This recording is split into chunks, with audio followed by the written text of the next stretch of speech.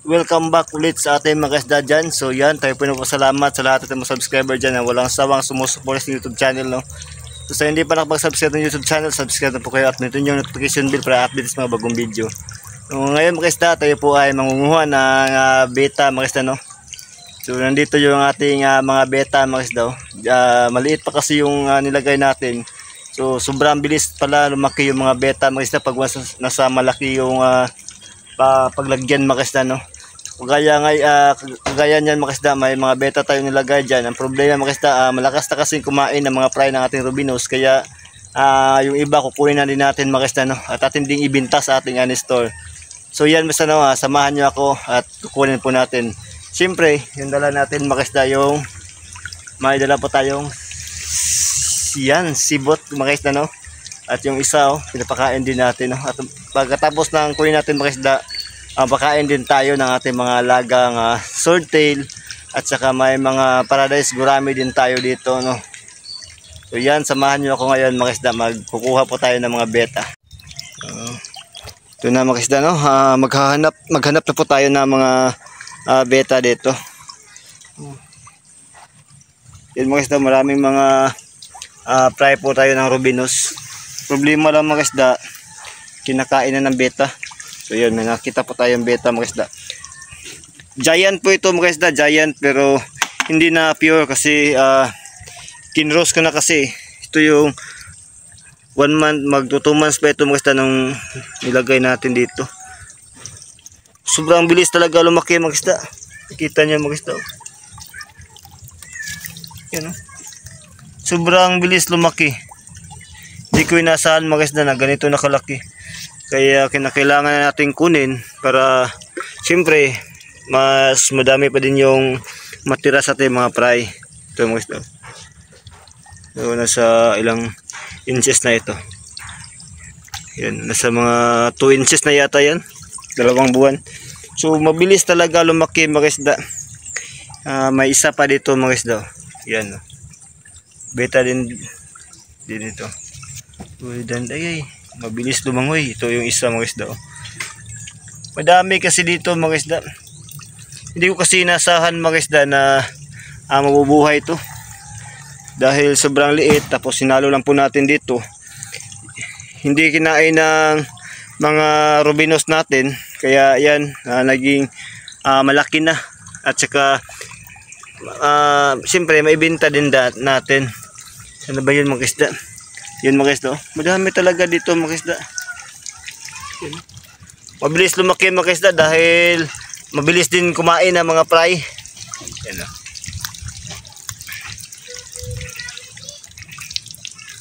kunin natin mga kasda. Ito mga kasda, mabinta na natin to sa ating store. Ayan. Hindi pa lang nagmumolt mga kasda. Yo, dito mga kasda, may nagmumolt na unti-unti.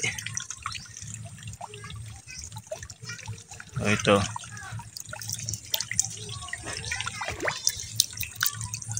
Yan mga kasda. 2 months pa ito mga kasda, 2 months. Sobrang laki na. Ito kasi ay giant mga kasda. Yan, dyan lang muna yan kasi nagmumolt na. So, ipaparaya natin yung mga fry na ating mga rubinos sa kanya. Yung kunin lang natin mga kasda, yung hindi nagmumolt. Yun. Yung hindi nagmumolt. Sobrang bilis talaga lumangoy mga kasda.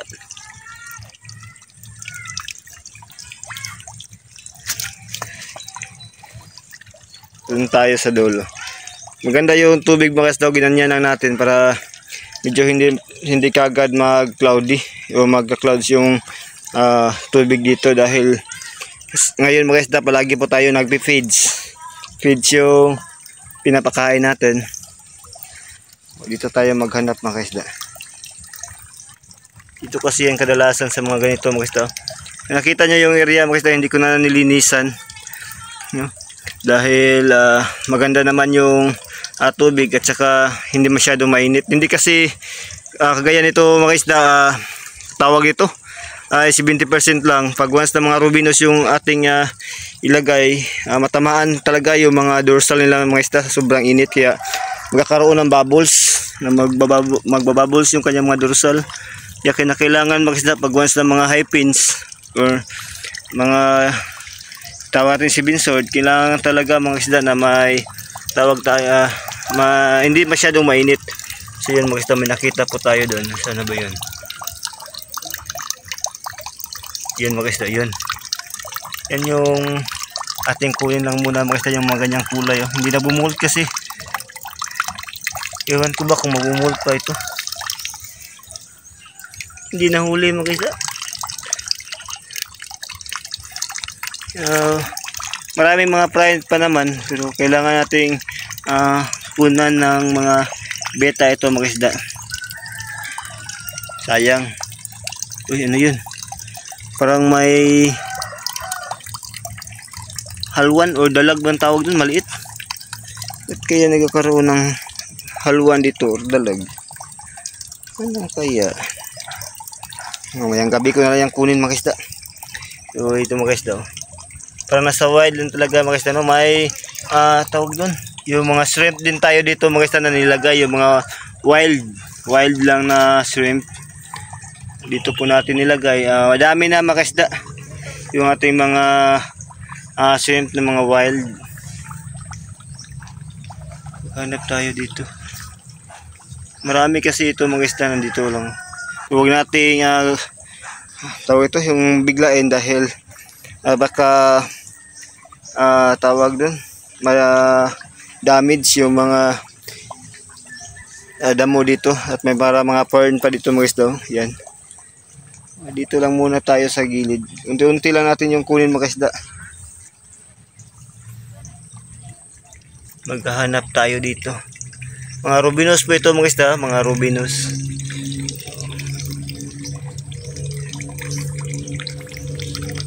Diyan mga isda, oh. Yan yung ating mga black berlin. Yung firecracker pa natin mga isda, wala pa po tayong mga stock na firecracker. Meron doon mga isda, oh. Kaso nagmo-molt na siya, so hindi lang natin to kunin. Yan, oh. Yung kunin lang natin mga isda yung mga hindi nagmo-molt yan, oh. Para malapit na yan magmo-molt. Yan mga isda, oh. Malapit na mag-molt yung ating mga beta.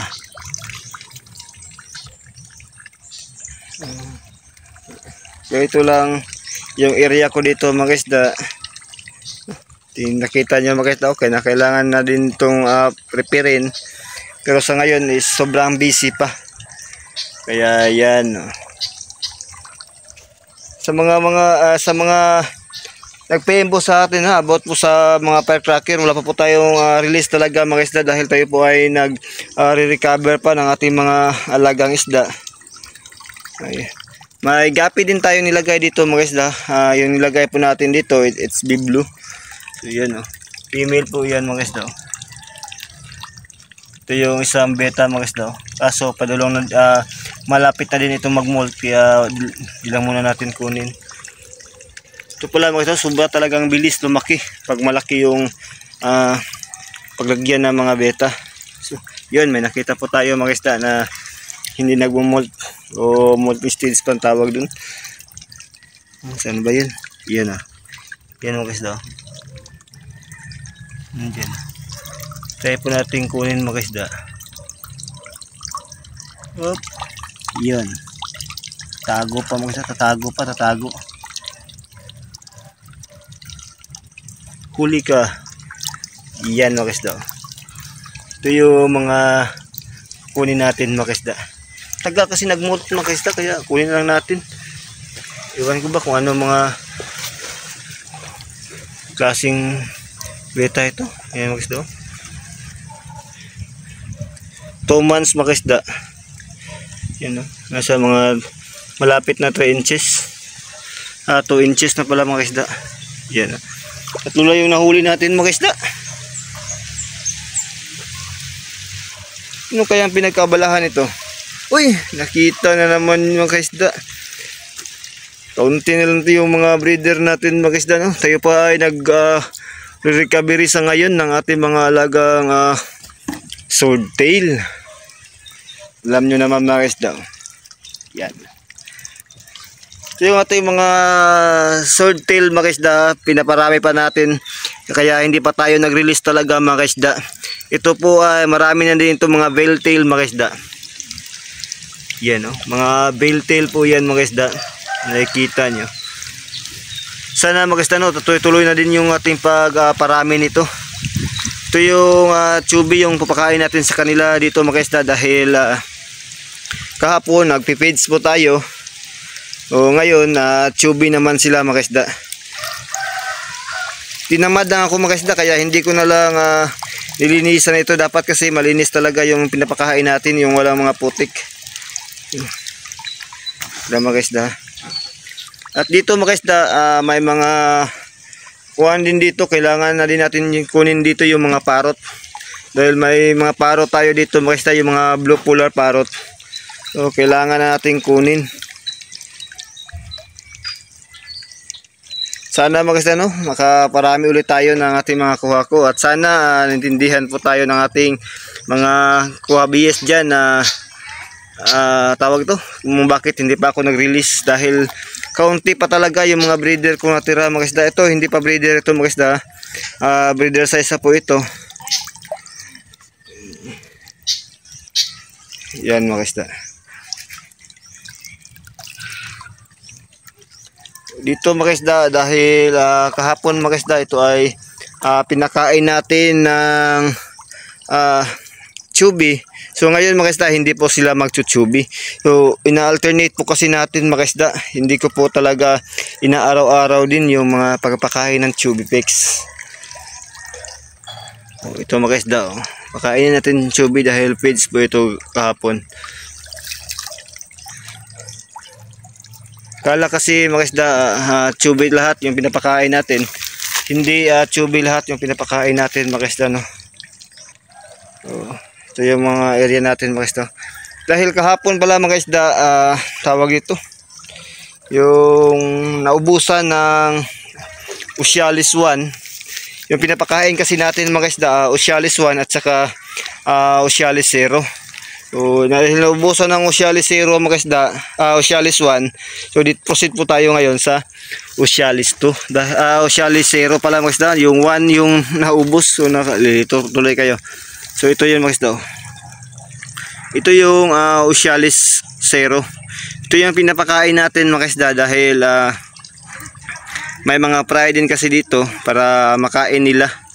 Kung minsan mga kaisda minimix ko talaga yung 0 at saka 1 dahil yung mga malalaki kaya naman din kasi lang makain yung mga Ocealis 1. So ngayon dahil walang stock na Ocealis 1, tayo po ay mapapakain ng 0. Tingnan nyo mga kaisda. Ganyan lang mga kaisda.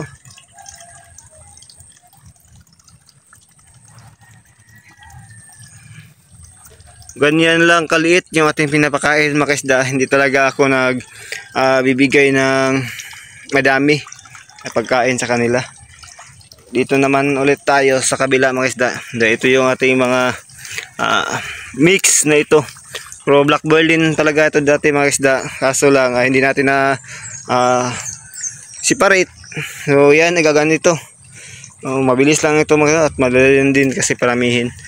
Yan mga kaisda. Try po natin mga kaisda na pakainin sila. Yan, doon po natin ihagis. So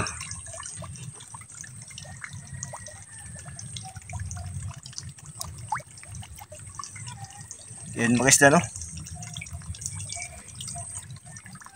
Ito yung mga swordtail.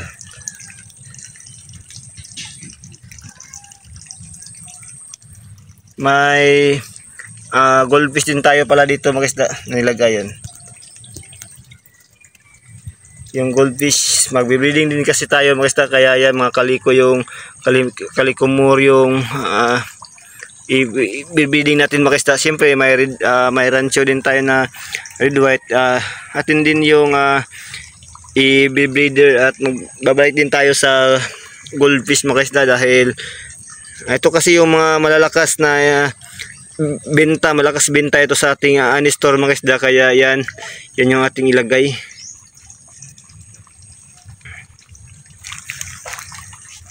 Yung iba pa nito mga isda hindi pa lumalabas. Yung iba kasi doon nagtatago mga isda. Yan dahil marami na yung mga lumot at marami din yung mga hornwort bang tawag din na plants. Yung mga hornwort po yan mga isda. Yan siyempre madaming lumot na din. Mabilis lang kasi lumot mga isda pag once na matamaan ng araw. Ito ay mga malalaki na ito mga isda. Nasa mga tag 4 inches na po yung mga swordtail natin dito. So hindi lang masyado makita dahil nasa ilalim kasi. Yan mga isda. Yan yung black burley natin nasa mga 5 inch na yan. Ito mga isda. So, doon naman tayo sa gurami mga isda. Yung paradise gurami. Uwi lang muna natin yung ating nakuha na tawag ito. Ito pala mga isda, pakita din natin kung ano yung isa sa kumakain ng mga fry. Except sa tawag ito except sa mga beta. Pag once na may nakita kayo na ganito mga isda, yung mga spider.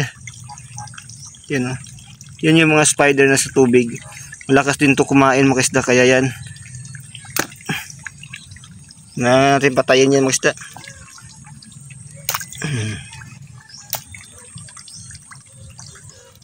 Wala nakapagtago. So yun talaga yung mga mabilis din kumain mga isda. So lagyan natin pala dito dahil may nakita tayo maliit na fly. So lagyan natin dito mga isda.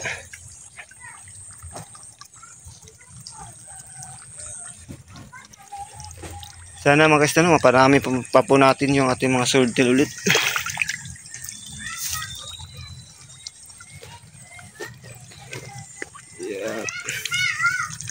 Tahan po natin dito mga isda. Dito napakain na natin ito. Ito nag-feeds kahapon kaya nag-feeds kahapon, subi yung pinapakain natin ngayon. Dito naman mga isda yung paradise gurami natin. So lagyan din natin. Masyadong nagtatago talaga sila mga isda.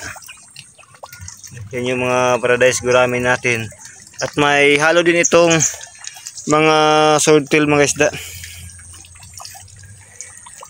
Dito mga isda, iwan ko lang kung bakit unti-unti itong nauubos.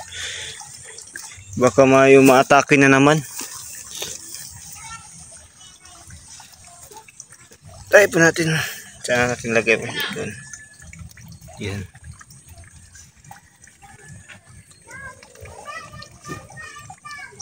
Yun mga isda, kumakain na sila. Ayan yung mga paradise gurami natin mga isda. So yan lang mga isda Tapos na tayong magbibideo dahil dyan hindi natin pakainin dyan dahil konti pa yung tawag ito. Kahapon madami tayong napakain dyan ng mga chubby at saka doon. So hindi natin kailangan na pakainin pa ngayon. So yan mga isda. Yun lang mga isda maraming salamat ulit sa ating mga subscriber dyan na walang sawang sumusupport sa YouTube channel So hindi pa nakapag-subscribe ng YouTube channel, subscribe na po kayo at pinutin yung notification bell para updated sa mga bagong video. So yun lang mga isda ingat po tayo palagi at God bless us all mga isda.